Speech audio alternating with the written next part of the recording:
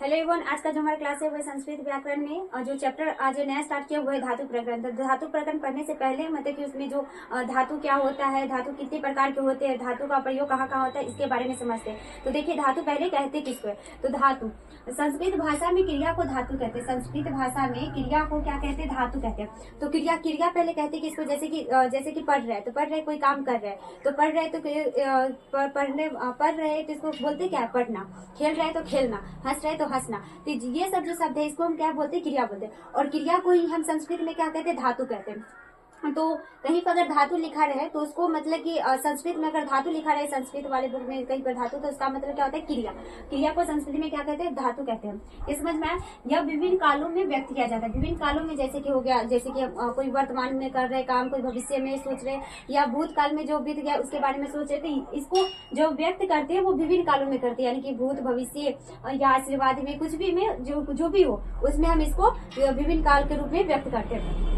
तो देखो क्वेश्चन किस तरह से आ सकता है। अगर ये क्वेश्चन है कि संस्कृत भाषा में क्रिया को क्या कहते हैं, मतलब कि ऑप्शन रहेगा धातु, क्रिया, या मान लो कि लकार, या इनमें से कोई नहीं। तो आंसर हमारा क्या होगा, धातु होगा। क्या होगा, धातु।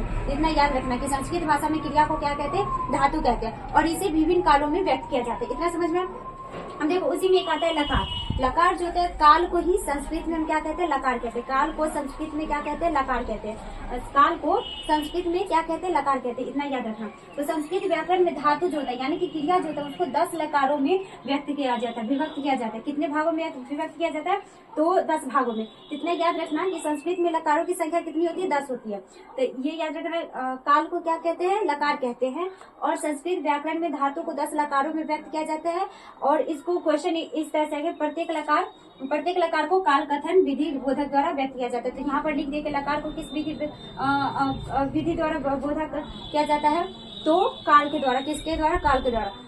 तो लकार को काल को संस्कृत में लकार कहते हैं।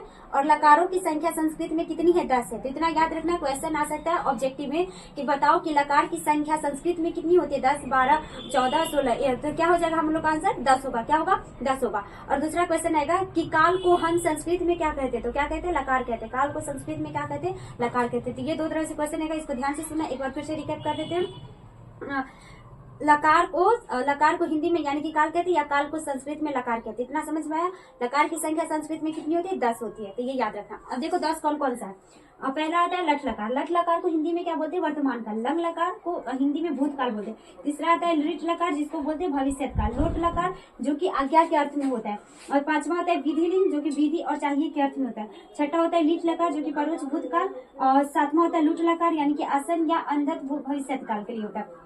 आठवां होता है लेट लकार, जो कि आशीलिंग आशीर्वाद के अर्थ में होते हैं। रिंग लकार जो कि हेतु मध्य भूतकाल के लिए होता है। लुंग लकार जो कि साधारण भूतकाल के लिए होता है। तो ये जो 10 है, तो 10 का नाम याद नहीं रखना है। इसमें से सिर्फ हम लोग का जो क्वेश्चन आता है वो 5 लकार की याद आता है, जो कि टिक कर देते आप लोग टिक कर लीजिएगा।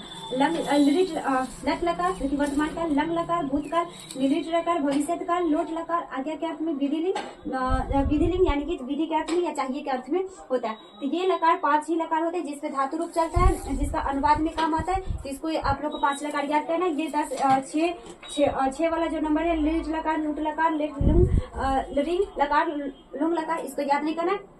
बस इतना याद रखना है कि संस्कृत में लकार की संख्या कितनी होती है, 10 होती है। और 5 जो कि व्यवहारिक जीवन यानी कि जो व्यवहारिक जो हम काम करते हैं, मतलब कि आम दुनिया में जो काम करते हैं, उसमें सिर्फ 5 लकार का जो ज्यादातर प्रयोग करते हैं। लट लकार, लंग लकार, लिट लकार, लुट लकार, विधि लिंग। तो इसको याद रखिएगा। अगर पूछ लेंगे कि बताओ वर्तमान काल को संस्कृत में क्या कहते हैं, तो लट लकार। भूतकाल को संस्कृत में लंग लकार। भविष्य काल को लिट लकार। आज्ञा के अर्थ में लोट लकार। और विधि और चाहिए के अर्थ में क्या होता है, विधि लिंग होता है। तो ये हमारा लकार था। एक बार फिर से रिकैप करते थे, इसको ध्यान से सुना। धातु संस्कृत भाषा में क्रिया को क्या कहते हैं, धातु कहते हैं। और यह विभिन्न कालों में व्यक्त किया जाता है। इतना समझ में। लकार तो संस्कृत में काल को लकार कहते हैं। और संस्कृत व्याकरण में धातु को 10 लकारों में विभक्त किया गया है। और प्रत्येक लकार काल कथन विधि का बोधक है, जिसमें 10 लकार में कौन कौन सा है। पहला लट लकार, जिसका मतलब होता है वर्तमान काल। लंग लकार भूतकाल, लिट लकार भविष्य काल, लोट लकार आज्ञा के अर्थ में, विधि लिंग यानी कि विधि चाहिए अर्थ में, लिट लकार परोक्ष भूतकाल, लूट लकार आसन या अंधत भविष्य काल। 8वां गया आपका लेट लकार आशीलिंग या आशीर्वाद के अर्थ में, लिंग लकार हेतु मध्य भूतकाल, लुंग लकार साधारण भूतकाल। ये हमारा लकार था। तो ये यानी कि धातु प्रकरण, ये कुछ डिफिनेशन है। और इसके बाद जो होगा इसका धातु रूप चलेगा। इसमें एक पॉइंट और लिखा है, तो पहले आप इतना लिखिए, उसके बाद वो पॉइंट लिख पाते हैं। चलिए चलो तो अब अगला पार्ट समझते हैं। जो बोल रहे थे कि एक पॉइंट बताने उसके बारे में। तो देखो इसमें एक पॉइंट क्या है, जो 10 लकार लिखे हैं इन 10 कालों के बोधक शब्द का प्रथम वर्ण ल से शुरू होता है। देखो जितना लट लकार से लेकर यानी कि लीट लुंग लेट जितना भी लिखा है सब में क्या किससे शुरू हो रहा है, जो हमारा शब्द है वो ल से शुरू हो रहा है। किससे हो रहा है? ल से। एक सिर्फ विधि लिंग को, तो विधि लिंग में क्या है, लिंग बाद में है और विधि पहले है, मतलब कि उसको लिंग विधि नहीं बोलते, विधि लिंग बोलने में थोड़ा सा ज्यादा अच्छा लगता है, इसलिए उसमें भी शुरू ल से था, लेकिन ल किसमें उसमें बाद में आता है। तो इसमें जितने भी 10 लकार है वो सारा का सारा किस वर्ण से शुरू होता है, प्रथम वर्ण ल से शुरू होता है। इसी के कारण इन्हें हम क्या कहते हैं, लकार कहते हैं। तो इतना याद रखना, अगर क्वेश्चन आ जाए कि 10 कालों के बोधक शब्द किस कारण कि किससे शुरू होता है, जिसके कारण उसे हम लकार कहते हैं। एक बार फिर से क्वेश्चन समझना। इन 10 कालों के बोधक शब्दों को लकार कहने का कारण क्या है, क्योंकि उसके प्रथम वर्ण किससे शुरू होता है, ल से शुरू होता है। क्यों किससे शुरू होता है, ल से होता है। और जो 10 भेद रिफाइज यानी कि 10 धातु को जो 10 कालों में विभक्त किया जाता है, तो काल सूचक जो होता है हमारा 10 भेद नहीं है, कुछ जो होता है हमारा जो क्रिया करते कथन होते उस विधि अनुसार से भी उसे 10 भाग में रखा गया, लेकिन मतलब 10 भेद धातु का है नहीं। तो इसको मतलब कि इस तरह से याद करना है, उतना समझना ही नहीं, बस याद रखना है कि संस्कृत में क्रिया को क्या कहते हैं, धातु कहते हैं। लकारों की संख्या कितनी होती है, 10 होती है। और काल को संस्कृति में क्या कहते हैं, लकार कहते हैं। और लकार कहने का कारण क्या है, क्योंकि जो 10 बोधक काल है उनके प्रथम वर्ण किससे शुरू होता है, ल से शुरू होता है, तो इसी के कारण इसे हम क्या कहते हैं, लकार कहते हैं। तो ये हमारा धातु प्रकरण का धातु किसे कहते हैं, लकार किसे कहते हैं, ये था।